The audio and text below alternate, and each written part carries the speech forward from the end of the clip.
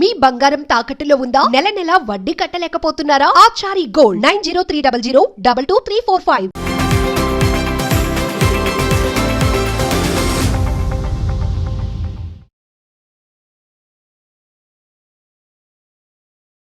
BJP MLA Raja Singh గురించి మనం ప్రత్యేకంగా మాట్లాడుకోవాల్సిన అవసరం లేదు. మొదటి నుంచి కూడా అంటే బీజేపీలో ఉన్నటువంటి కార్యకర్తలు, నేతలు, ఎమ్మెల్యేలు, ఎంపీల విషయంలో చూసుకున్నట్టయితే ఎక్కువగా అంటే హిందుత్వం గురించి కానీ, హిందువుల గురించి కానీ, బీజేపీ విషయంలో మాట్లాడడం కానీ, తెలంగాణ నుంచి ప్రధానంగా వినిపించే పేరు ఏదైనా ఉంది అంటే ఎక్కువగా రాజా సింగ్ పేరు వినిపిస్తూ ఉంటుంది. ముఖ్యంగా గోషామాల్ నియోజకవర్గంలో హిందుత్వాన్ని ప్రజెంట్ చేస్తూ ఆయన పాలన ఏ విధంగా ఉంటుందో కూడా మనం ప్రత్యేకంగా డిస్కస్ చేసుకోవాల్సిన అవసరం లేదు. మరి ఎన్నో ఏళ్ల నుంచి కూడా అంటే తెలంగాణలో బీజేపీకి సంబంధించినటువంటి రాష్ట్ర అధ్యక్షుడి ఎన్నిక అనేది జరగబోతుంది. దానికి అనూహ్యంగా కొన్ని పేర్లు కూడా వినిపించడం జరిగింది. సో ఈటెల రాజేందర్ పేరు కానీ, బండి సంజయ్ పేరు కానీ, డీకే అరుణ పేరు కానీ ఇలా చెప్పుకుంటూ పోతే కొన్ని పేర్లు వినిపించాయి. బట్ అనూహ్యంగా బీజేపీ అధిష్టానం మాత్రానికి, రాష్ట్ర బీజేపీ అధ్యక్షుడిని మాత్రానికి మాజీ ఎమ్మెల్సీ రామచంద్రరావు చేయడం జరిగింది.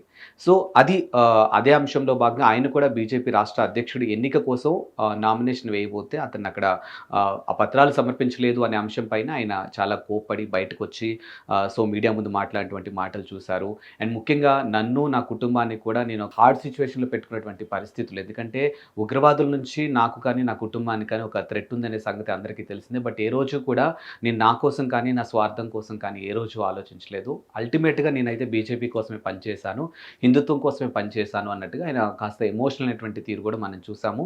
ఆ తర్వాత ఆయన బీజేపీకి రాజీనామా చేశారు. తర్వాత ఆయన పార్టీ మారబోతున్నారు, కొత్త పార్టీ పెట్టబోతున్నారు. ఇలాంటి రకరకాల అంశాలు వినిపించినప్పటికీ కూడా ఆయన దానిపైన ఎక్కడ కూడా స్పష్టత ఇవ్వలేదు. బట్ ఆయన కోపమంతా కూడా బీజేపీ పార్టీ మీద కాదు, బీజేపీ తీసుకున్నటువంటి నిర్ణయాలు, ముఖ్యంగా తెలంగాణ పట్ల బీజేపీ తీసుకున్నటువంటి నిర్ణయాల పట్ల ఆయన అసహనంగా ఉన్నారని, ఒకటి తమ పార్టీలో ఉన్నటువంటి నేతలే బీజేపీని ఇక్కడ అధికారంలోకి రాకుండా అడ్డుకునే ప్రయత్నం చేస్తున్నారని, తమ పార్టీలోనే ఒకరి ఎదుగుదలని ఇంకొకరు ఓర్వలేని పరిస్థితులు ఉన్నాయన్నట్టుగా కూడా ఆయన మాట్లాడినటువంటి తీరు మనం చూసాం. ఇక తాజాగా మరొక్కసారి ఆయన తెర మీదకి రావడం జరిగింది. రాజా సింగ్ బీజేపీలోకి తిరిగి మళ్ళీ వెళ్తారా అనే ప్రశ్న ఎక్కువగా వినిపిస్తుంది. సో ఆయన డైరెక్ట్గా చెప్పకపోయినా ఇండైరెక్ట్గా కూడా చెప్పినటువంటి పరిస్థితులు మనకి ఇక్కడ కనిపిస్తున్నాయి.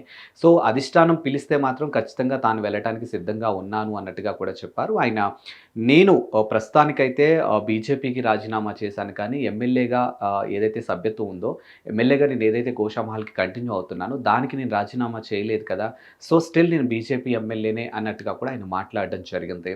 అండ్ ప్రస్తుతానికైతే ఆయన కొద్ది రోజుల పాటు సస్పెన్షన్లో ఉన్నారు. సో ప్రస్తుతానికి హైకమాండ్ అతనికి టైం ఇవ్వట్లేదు. టైం ఇస్తే మాత్రం డెఫినెట్గా నేను వెళ్ళి కలుస్తాను అన్నట్టుగా కూడా ఆయన మాట్లాడినటువంటి సందర్భాలు మనకు కనిపిస్తూనే ఉన్నాయి. అండ్ అమిత్ షా తనకి కాల్ చేసి మాట్లాడారనే విషయాన్ని కూడా ఆయన బయటికి వెళ్ళజెప్పడం జరిగింది.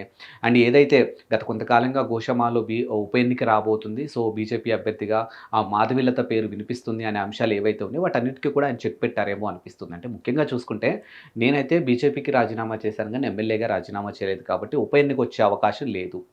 అండ్ సెకండ్ థింగ్ ఏంటంటే బీఆర్ఎస్లో గెలిచినటువంటి ఎమ్మెల్యేలు కాంగ్రెస్లో చేరారు కదా, సో అక్కడ ఉప ఎన్నిక వస్తుందేమో, అక్కడ కొంచెం అలర్ట్గా ఉండండి అన్నట్టుగా అపోజిషన్ పార్టీకి ఆయన ఎక్కడో కాస్త చురకలు అంటించారేమో అనేది మనకు కూడా స్పష్టంగా తెలుస్తుంది. అండ్ ముఖ్యంగా బీఆర్ఎస్ కానీ కాంగ్రెస్ కానీ ఒక రకమైనటువంటి రాజకీయ ధోరణిలో దీన్ని బయటకు అలా ప్రొజెక్ట్ చేస్తున్నారు తప్పితే వాస్తవానికి నాకు బీజేపీకి ఎలాంటి సంబంధం ఉంది, మా పార్టీలో ఏం జరుగుతుంది అనేది మాకు తెలుసు, కానీ సోషల్ మీడియాలో కావాలనే దుష్ప్రచారాలు చేస్తున్నారు అన్నట్టుగా కూడా ఆయన మాట్లాడటం జరిగింది.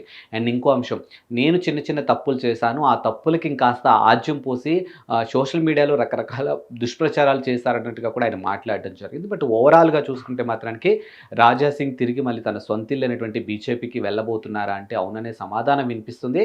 మరి హైకమాండ్ దీని మీద ఎలాంటి నిర్ణయం తీసుకోబోతుంది, ఎలా ఉండబోతుంది, ఏదైతే గత కొంతకాలంగా తెలంగాణ అటువంటి బీజేపీ నేతలతో ఆయనకంత ఆ రిలేషన్ అనేది అంత బాలేదు కాబట్టి మరి ఆ రిలేషన్ విషయంలో కానీ ఇద్దరిని కూర్చోబెట్టి హైకమాండ్ ఏమైనా మాట్లాడబోతుందా ఏంటి, ఇలాంటి ప్రశ్నలన్నిటికీ కూడా సమాధానం తెలియాల్సి ఉంది.